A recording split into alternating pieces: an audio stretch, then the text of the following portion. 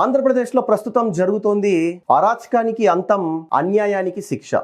మదనపల్లిలో ఏదైతే చిన్న పసికందును అత్యం చేసి ఏదైతే చెప్పి ఒక డ్రమ్లో పెట్టిన నిందితుడు కులవర్ధన్ ఉన్నాడో, ఆ కులవర్ధన్ కు చట్టం తన పని తాను చేయక ముందే ఆత్మహత్య చేసుకొని చనిపోయాడు. ఇది అతనికి దేవుడు వేసిన శిక్ష అని చెప్పవచ్చు. మరొకటి కూడా చెప్పవచ్చు, ఆంధ్రప్రదేశ్లో మారిన గాలి అని చెప్పవచ్చు. ఎందుకంటే ఇలా నేరస్తుడు వెంటనే ఆత్మహత్య చేసుకుని చనిపోవడం ఎప్పుడు జరుగుతుందో తెలుసా? ఎప్పుడైతే పోలీసు వ్యవస్థ పటిష్టంగా ఉంటుందో, అతనికి ఖచ్చితంగా శిక్ష పడుతుంది అని భయం ఎప్పుడైతే ఉంటుందో, అప్పుడు ఇటువంటి పనులకు నేరస్తులు పాల్పడుతుంటారు. ఆ చిన్నారి తల్లిదండ్రులతో సహా ఊరి ప్రజలు కానీ ఇరు తెలుగు రాష్ట్రాల ప్రజలు కూడా కోరుకున్నది కూడా అదే.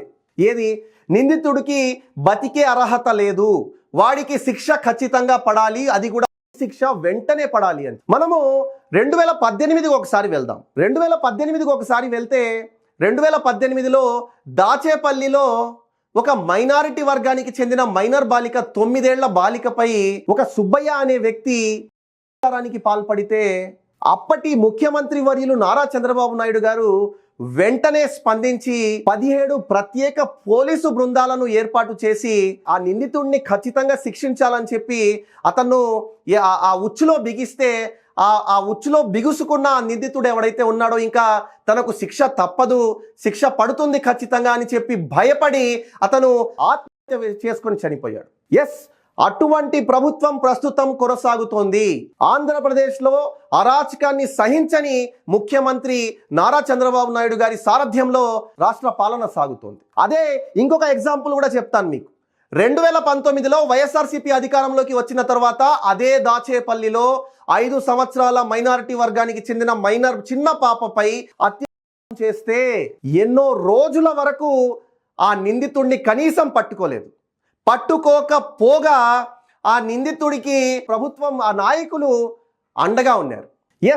వైఎస్ఆర్సీపీ హయాంలో 2019 నుంచి 24 వరకు బాధితుల రోధన, దుర్మార్గులు వీళ్ళు ఎవరైతే చేసిన నిందితులు ఉంటారో వీళ్లకు నాయకుల రక్షణ ఉండేది. వాళ్ళ అండ చూసుకొని వీళ్ళు పేట్రేగిపోతూ ఉండేవాళ్ళు. అదే జగన్మోహన్ రెడ్డి వెంటనే స్పందించుంటే 2019 నుంచి 24 వరకు అన్ని మైనారిటీలపై జరిగేవి కావు. నేను ఒక్క మైనారిటీ గురించే మాట్లాడుతున్నాను అనుకోవద్దు. ఒక మైనారిటీ పక్కన పెడితే దళితులపై ఎన్ని అత్యాచారాలు జరిగాయి, హిందువులపై ఎన్ని దాడులు జరిగాయి. ఆనాడు జగన్మోహన్ రెడ్డి సమర్థవంతంగా ఈ నిందితులను కఠినంగా శిక్షించి ఉంటే ఈనాడు వాళ్ళు ఏం చేయాలన్నా భయపడేవాళ్ళు. కానీ ఈనాడు వాళ్ళు పేట్రేగిపోతున్నారంటే దానికి కారణం ఖచ్చితంగా 2019 నుంచి 24 వరకు జగన్మోహన్ రెడ్డి వాటిని కట్టడి చేయకపోవడమే.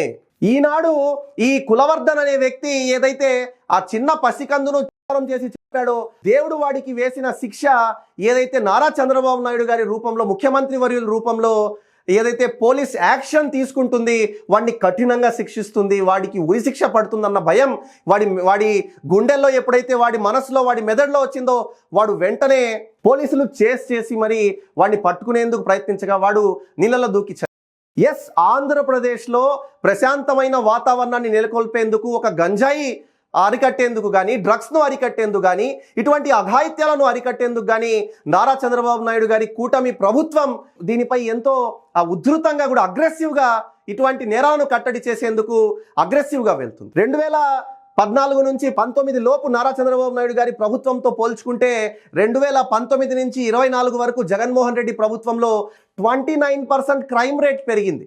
29% క్రైమ్ రేట్ పెరిగింది.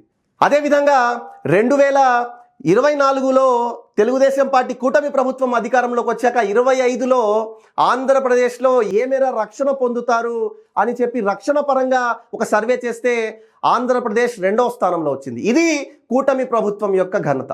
కాబట్టి ఆంధ్రప్రదేశ్లో ప్రస్తుతం ఈరోజు జరిగిన ఈ ఘటన తెలుగుదేశం పార్టీ కూటమి ప్రభుత్వం యొక్క 100% సక్సెస్ అనే, ప్రభుత్వం యొక్క పనితీరు భేష్ అనే చెప్పాలి. పోలీసు వ్యవస్థ కూడా భేష్ అని చెప్పాలి. Thank you so much for watching. This is Nizam. Please subscribe to Leo News for more videos.